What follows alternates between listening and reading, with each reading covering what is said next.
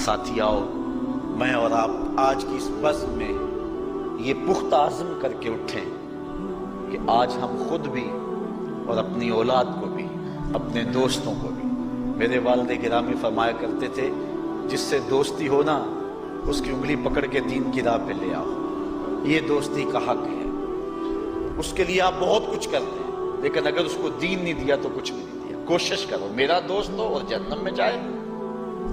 والدین بچے کے مستقبل کے لیے کتنی کوشش کرتے ہیں، لاکھوں روپیہ لگاتے ہیں مستقبل ٹھیک ہو جائے، کرتے ہیں کہ نہیں کرتے؟ یونیورسٹیوں کے اندر، کالجوں کے اندر کتنی بھاری فیسیں بھرتے ہیں، کیوں اتنا کچھ کیوں کر رہے ہو؟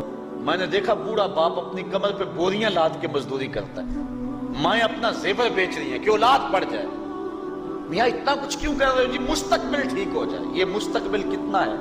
20-25 سال کا، اور جو اصل مستقبل ہے اس کی فکر ہی نہیں کسی کو۔ اصل مستقبل تو وہ ہے، اللہ اکبر، بیرون ملک جائے بیٹا تو ماں کہتی ہے بس دعا کرو کہ میرا بیٹا خیریت سے پہنچ جائے۔ بیٹی کی شادی کرتی ہے تو ماں کہتی ہے دعا کرو کہ اپنے گھر میں اس کو چین مل جائے۔ کسی کا انٹرویو ہوتا ہے، لوگ کہتے ہیں جناب دعا کرو کہ اس انٹرویو میں وہ کامیابی سے گزر جائے۔ میں کہتا ہوں جب قبر میں اترتا ہے پھر کسی نے آ کر کبھی نہیں کہا کہ دعا کرو مشکل گھڑی آ گئی ہے خیریت سے گزر جائے۔ اصل امتحان تو یہ ہے، اگر اس امتحان سے گزر گیا تو کامیابی اور بامرادی۔ یہ تھوڑا سا مستقبل دنیا کا، اس کے لیے ہم کتنے پیسے لگا دیتے ہیں۔ سب کچھ اولاد کو آتا ہے، ہر شے فر فر پڑھتے اور بولتے ہیں، دعائے قنوت بھی نہیں آتی ہوتی۔ تو ہم اپنی اولاد کے لیے دین کا تحفہ اس کو کبھی نہ چھوڑیں۔ اللہ اکبر، کوشش کریں، محنت کریں۔ حضور نبی رحمت صلی اللہ علیہ وآلہ وسلم نے ان بد عمل واعظین کی بات بھی کی ہے کہ جو لوگوں کو نیکی کا حکم دیتے ہیں اور خود اس پہ عمل نہیں کرتے۔ آج ہمارے کچھ واعظین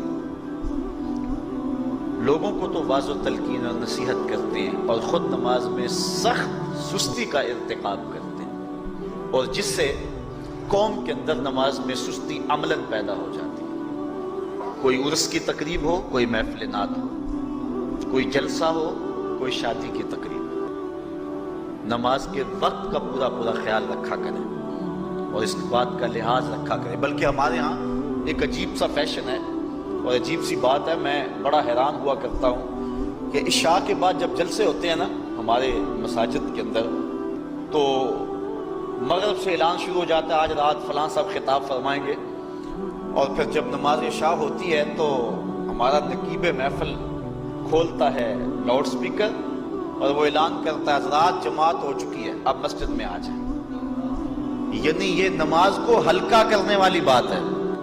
انہوں کو کہا جا رہا ہے کہ بلکہ بعض تو کہہ دیتے ہیں جس کا تمہیں ڈر تھا وہ گزر گئی ہے، اب آ جاؤ، کیا لینا ہے جلسے میں آ کر اگر نماز ہی نہیں پڑھنی ہے تو۔ ممبر و محراب کے جو ذمہ دار ہیں ان سے جو ہے وہ عجیب و غریب قسم کی جو ہے وہ حرکات سکنات سرزد ہو رہی ہے۔ یہ جو جہل نقیبوں کا ایک غول آ گیا نا، یہ بھی ایک بہت بڑی مصیبت ہے۔ ایک تو بے تحاشا القاب، دوسرا دین کی روح سے ناشنائی۔ وہ کسی نے کہا تھا نا کہ پہلے حضرت غوث پاک ولی بناتے تھے، چور سے کتب بناتے تھے، آج کل ہم بناتے ہیں۔ کہا تم کیسے؟ کہا ہمیں پتا ہوتا ہے یہ چور بیٹھا ہوا ہے، کہتے ہیں غوث زمان اور کتب دوران۔ بے تحاشا اور بے تکا انداز، اور پھر دین کی روح سے یہ ناشنائی کہ باقاعدہ اعلان ہوتا ہے جناب جماعت ہو چکی اب تو آ جاؤ۔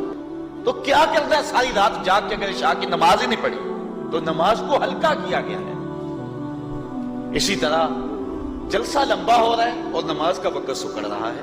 ان چیزوں کا التزام کرنا ہے، ہم نے کوشش کرنی ہے۔ اور یہ بھی ایک مصیبت ہے کہ دربار بڑا اونچا ہے اور مسجد کے اندر جانوروں کی بینٹیں پڑی ہوئی ہیں۔ حیثیت تو مسجد کی ہے، دربار کی تو ثانوی حیثیت ہے۔ دربار پہ 3 کروڑ روپیہ لگا ہوا ہے اور مسجد میں چٹائیاں بھی موجود نہیں۔ اپنے بھی خفا مجھ سے ہیں، بیگانے بھی ناخوش، کہ زہر حلاحل کو کبھی کہہ نہ سکا کانت، بات وہی کہتا ہوں سمجھ